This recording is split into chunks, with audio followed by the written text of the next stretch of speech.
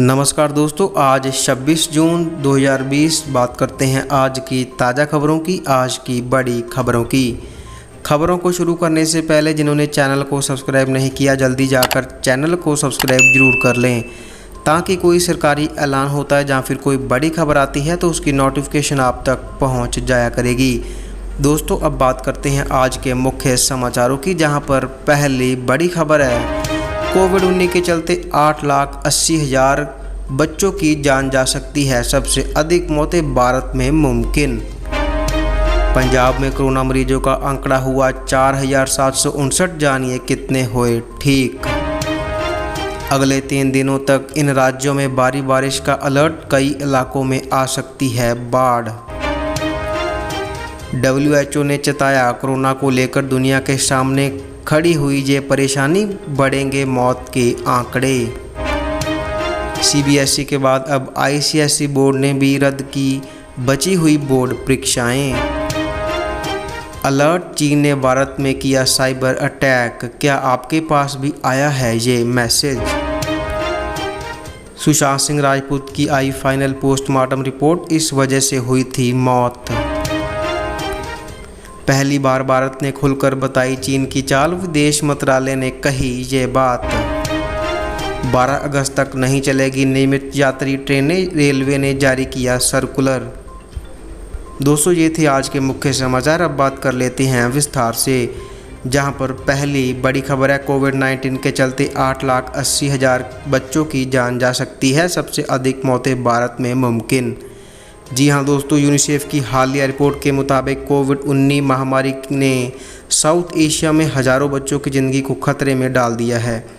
Johns Hopkins Bloomberg School of Public Health द्वारा किए गए एक अध्ययन में चेतावनी दी गई है कि 5 साल से कम उम्र के 8,81,000 बच्चों की जान अगले 12 महीनों में जा सकती है। रिपोर्ट में कहा गया है कि इन मौतों का एक बड़ा हिस्सा भारत और पाकिस्तान में होने की संभावना है। रिपोर्ट के मुताबिक इन देशों में बच्चों को खसरा और निमोनिया जैसी बीमारियों के चपेट में आने की संभावना है, क्योंकि वैश्विक संकट के बीच सार्वजनिक स्वास्थ्य प्रणाली की हालत खस्ता है। अगली बड़ी खबर है, पंजाब में कोरोना मरीजों का आंकड़ा हुआ 4,759, जानिए कितने हुए ठीक। जी हां दोस्तों, पंजाब में कोरोना महामारी का कोहराम जारी है। हर रोज़ कोरोना मरीजों की गिनती बढ़ती जा रही है। वहीं पंजाब में अब तक कोरोना मरीजों की गिनती 4,759 तक पहुंच गई है। वहीं अगर कोरोना से मरने वालों का आंकड़ा देखा जाए तो कोरोना से अब तक 120 लोगों की पंजाब में मौत हो गई है, जबकि अभी भी एक्टिव मरीज 1,457 हैं। लेकिन खुशी की बात है कि पंजाब में अभी तक 3,192 लोग रिकवर हो चुके हैं। आज की बात करें तो पंजाब में 142 नए मामले रिपोर्ट किए गए हैं। इनमें मोगा, फिरोजपुर, जालंधर, लुधियाना आदि शामिल हैं, जहां से ये कोरोना मामले सामने आए हैं। अगली बड़ी खबर है, अगले 3 दिनों तक इन राज्यों में भारी बारिश का अलर्ट, कई इलाकों में आ सकती है बाढ़। जी हां दोस्तों, जून की शुरुआत में ही मानसून ने केरल में दस्तक दे दी थी। अब मानसून धीरे धीरे अन्य राज्यों की ओर बढ़ रहा है। इस बीच उत्तर और पूर्वोत्तर भारत के कई इलाकों में भारी बारिश की संभावना है, जिससे गर्मी से राहत मिलेगी, साथ ही धान की फसल को भी फायदा पहुंचेगा। वहीं दूसरी ओर भारी बारिश की वजह से कुछ राज्यों में बाढ़ भी आ सकती है, जिसको देखते हुए प्रशासन अलर्ट हो गया है।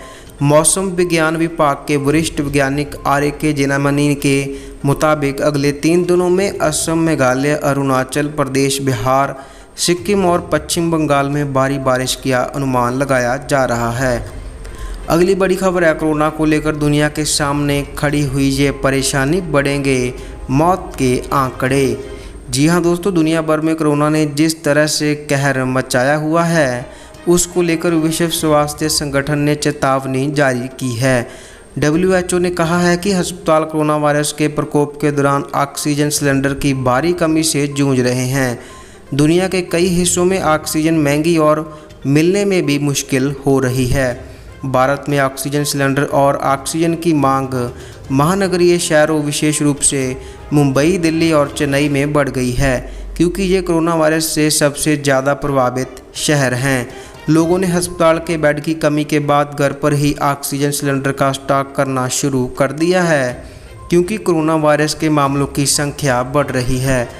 अगली बड़ी खबर है सीबीएसई के बाद अब आईसीएसई बोर्ड ने भी रद्द की बची हुई बोर्ड परीक्षाएं। जी हां दोस्तों, मार्च की शुरुआत में ही पूरे देश में कोरोना वायरस का कहर शुरू हो गया था, जिसको देखते हुए केंद्र सरकार ने सभी बोर्ड परीक्षाओं को रद्द कर दिया था। अनलॉक 1 में छूट मिलने के बाद सीबीएसई और आईसीएसई बोर्ड ने दोबारा से बची हुई परीक्षाओं को करवाने की तैयारी शुरू कर दी थी। इस बीच परीक्षाओं का टाइम टेबल भी आ गया था, लेकिन अब कोरोना वायरस के बढ़ते मामलों को देखते हुए आईसीएसई बोर्ड ने परीक्षाएं फिर से स्थगित करने का फैसला लिया है। सुप्रीम कोर्ट में बुधवार को सुनवाई के दौरान सॉलिसिटर जनरल तुषार मेहता ने आईसीएसई बोर्ड परीक्षाओं के रद्द होने की जानकारी दी। मेहता के मुताबिक कोरोना वायरस के चलते परीक्षाएं अब नहीं करवाई जाएंगी। अगली बड़ी खबर है, चीन ने भारत में किया साइबर अटैक। क्या आपके पास भी आया है ये मैसेज? जी हां दोस्तों, भारत चीन सीमा विवाद के बीच चीन ने भारत में एक साइबर अटैक किया है। साइबर अटैक को लेकर भारत की सुरक्षा एजेंसियों ने अलर्ट जारी किया है। कोरोना महामारी को देखते हुए लोग घबराकर अपना कोरोना टेस्ट करवाना चाहते हैं।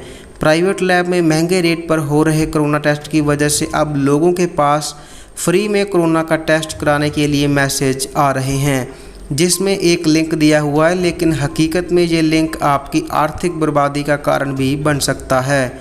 इस मैसेज को लेकर सुरक्षा एजेंसियों ने अलर्ट जारी किया है कि अगर आपके पास इस तरह का कोई लिंक आता है तो आप उसको बिल्कुल भी ना खोलें। अगली बड़ी खबर है, सुशांत सिंह राजपूत की आई फाइनल पोस्टमार्टम रिपोर्ट, इस वजह से हुई थी मौत। जी हां दोस्तों, बॉलीवुड एक्टर सुशांत सिंह राजपूत के निधन के बाद से कई सवाल उठाए जा रहे हैं। इस केस को सुलझाने के लिए बांद्रा पुलिस लगातार उनकी करीबियों से पूछताछ कर रहे हैं।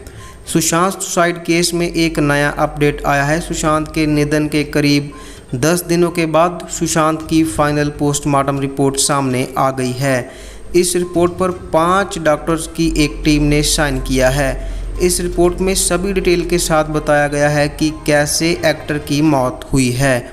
इससे पहले डॉक्टर ने शुरुआती पोस्टमार्टम रिपोर्ट दी थी, उसमें बताया गया था कि दम घुटने से सुशांत की मौत हुई है। सुशांत सिंह राजपूत के फाइनल पोस्टमार्टम रिपोर्ट के मुताबिक एक्टर के शरीर पर किसी संघर्ष या बाहरी चोट के निशान नहीं पाए गए हैं। उनकी मौत का कारण फांसी के कारण दम घुटने से होना बताया गया है। टाइम्स ऑफ इंडिया की एक खबर के मुताबिक उनके नाखून भी साफ पाए गए हैं। रिपोर्ट में कहा गया है कि यह स्पष्ट रूप से आत्महत्या का मामला है और इसमें कोई साजिश नहीं है। अगली बड़ी खबर है, पहली बार भारत ने खुलकर बताई चीन की चाल, विदेश मंत्रालय ने कही यह बात।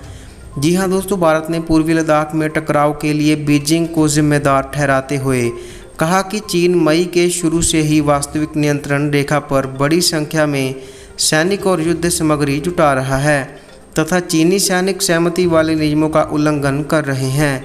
विदेश मंत्रालय ने प्रवक्ता अनुराग श्रीवास्तव ने ऑनलाइन प्रेस कॉन्फ्रेंस में पूर्वी लद्दाख क्षेत्र वास्तविक नियंत्रण रेखा के पास हुए घटनाक्रमों का क्रमिक ब्यौरा दिया और 15 जून को गलवान घाटी में हुए हिंसक संघर्ष के लिए चीन को जिम्मेदार ठहराया। अगली बड़ी खबर है, 12 अगस्त तक नहीं चलेगी नियमित यात्री ट्रेनें, रेलवे ने जारी किया सर्कुलर।